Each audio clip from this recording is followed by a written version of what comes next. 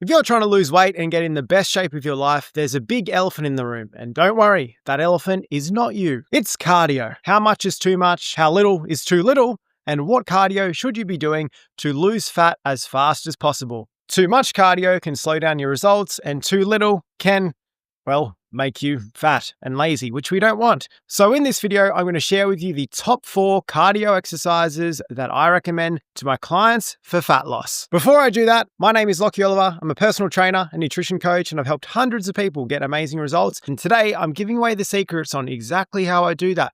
It's completely free. Click on the link below and I'll send it to you. First, we need to talk about the downsides of doing too much cardio. It can add unnecessary stress to the body. Then it can impact your recovery from the strength training, which is actually going to be what gets you your real results. Your cardio should complement your strength training, not take away from it.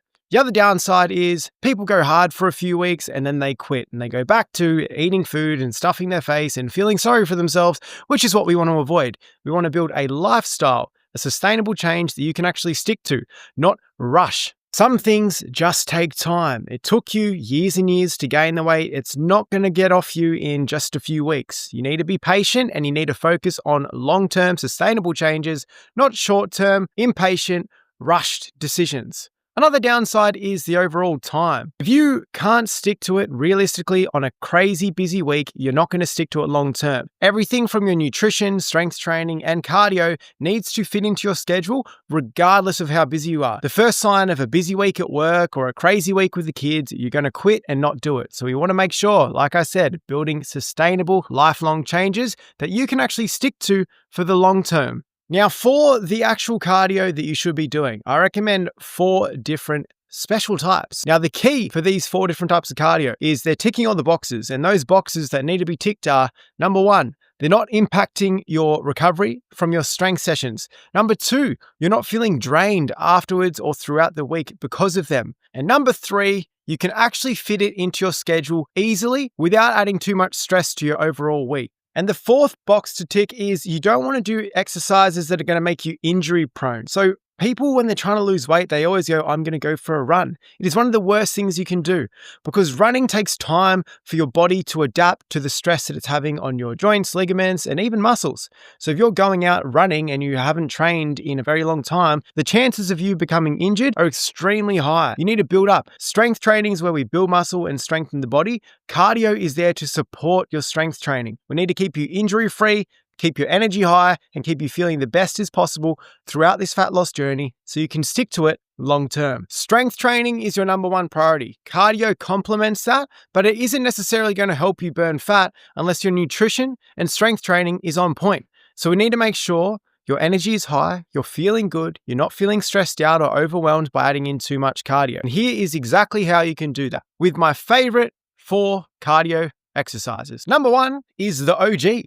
Literally just getting outside and going for a walk. It's easy to do and does not impact your recovery. The other benefit is it gets you outside. It gets sunlight on your skin. It helps improve your circadian rhythm as well. So we're not designed to be sitting inside offices all day, then coming home and watching Netflix at night. We need sun. We need vitamin D. So you can kill 2 birds with 1 stone, which is why I'm a much bigger fan of getting outside, going for a walk whenever you can, over doing things like the Stairmaster or smashing yourself with burpees. Get outside, get sun on the skin. It's going to reduce your stress, increase your steps, and help improve your circadian rhythm because we are designed to be outside in the sun, not spending all day indoors. If you live somewhere where the weather's a little bit fucked all the time and you can't really go outside for a walk, then the next best thing is putting the treadmill on an incline at the gym and just power walking. You don't need a sprint, but you want to be going pretty fast. Imagine a recently divorced white lady in her 50s. Well, I know we've all seen them power walking in their sketches on the side of the road. You want to try and mimic that pace because they go hard. They're working up a little bit of a sweat,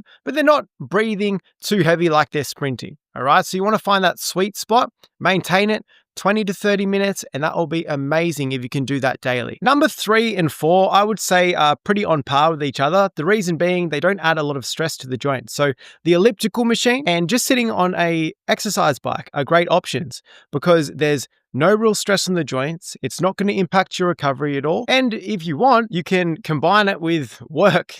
I don't always do this, but in the past, I put my laptop on top of the exercise bike and I've been working while I'm pedaling. So you can kill two birds with one stone. If you want to buy an exercise bike for home, or an elliptical for home, you can just leave it in the lounge room and have Netflix on while you walk. You don't necessarily need to sacrifice any more time to do these things. It can be something that you add in to your day quite easily. 20 to 30, maybe even 45 minutes a day, if you can fit it into your schedule, going at a steady pace, not sprinting, but just working up a sweat and getting a little bit huffy puffy is the best thing you can do to burn an insane amount of calories pretty easily without impacting your recovery. Fat loss is all about sustainability. You need to incorporate these habits into your life and actually be able to sustain them. Because if you're going out and telling yourself, I'm going to do a 5K run every morning and you have barely run before, you're not going to stick to it. You're going to feel disheartened and it's probably going to drive you further back to binge eating and snacking and doing all the things that you're trying to avoid. So we really want to focus on building these lifelong habits, incorporate them into your day. If you're time poor, I would highly recommend buying an exercise bike or treadmill for home. Put it in the lounge room, not away in the garage, because a lot of people get an exercise bike, stays in the garage and it just collects dust. If you have it out somewhere where you're looking at it every single day, it's going to be a lot more likely for you to do that. And when you turn on Netflix at night, just get on the bike. Or as soon as you get home from work, just get on the bike. 30 minutes, work up a bit of a sweat and you're good to go. Alternatively, if you do have time, getting outside for a walk is one of the best things you can do. Yes, you might burn a bit more calories on the elliptical or the bike, but you're not going to be getting the benefits of the stress relief, vitamin D, and getting the sunshine on your skin to improve your circadian rhythm and sleep routine. If you're still struggling with fat loss, don't forget there's a free guide below this video. Click the link and I'll send it through to you. Remember, focus on long-term habits, not quick fixes.